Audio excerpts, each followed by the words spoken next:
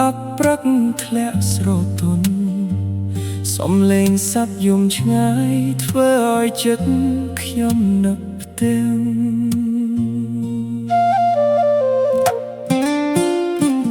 ព្រៃភ្នំធ្លាប់ស្រស់មានខ្យល់បក់រំភើយមានស្ទឹងហូរត្រជាក់ឮសំឡេងវ៉ាក់សីយំ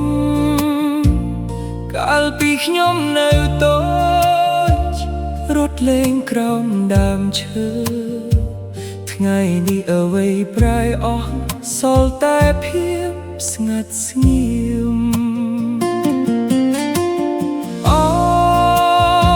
ធម្មជាតិព្រៃភ្នំហេតុអ្វីស្ងប់បែបនេះសំឡេងខ្យល់រំភើយคล้ายជាសំឡេងឈឺចាប់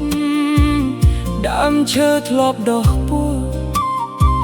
ថ្ងៃនេះនៅតែគល់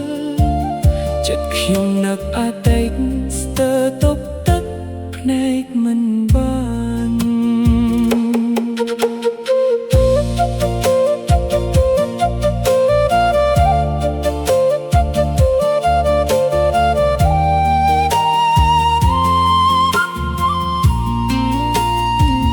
ព្រឹកមិញឡើងលើភ្នំមើលពពកអណ្ដែតទៀត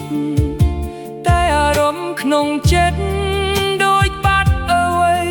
មួយទៅស្នាមជើងកាលពីមុនត្រូវភ្លៀងលុបអស់ហើយសល់តែចិត្តណាឡោះនឹកថ្ងៃធ្លាប់កក់ក្តៅ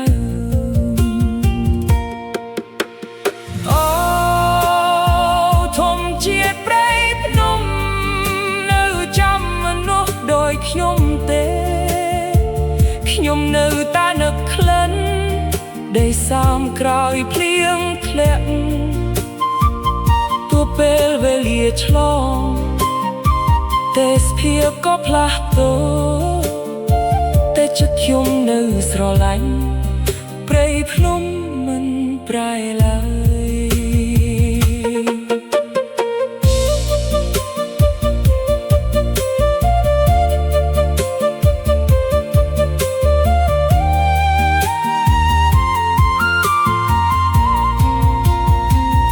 យប់មួយអង្គុយស្ងាត់ស្ដាប់ខ្យល់បក់លើភ្នំនឹកដល់ថ្ងៃកំឡងដែលគ្មានថ្ងៃវិលវិញបើថ្ងៃណាខ្ញុំហត់ពីជីវិតក្នុងទីក្រុងសូមឲ្យព្រៃភ្នំនេះជាកន្លែងសម្រាប់ចិត្ត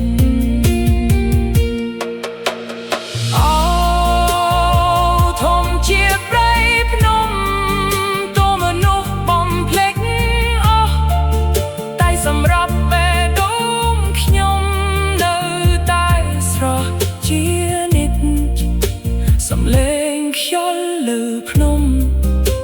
នៅក្នុង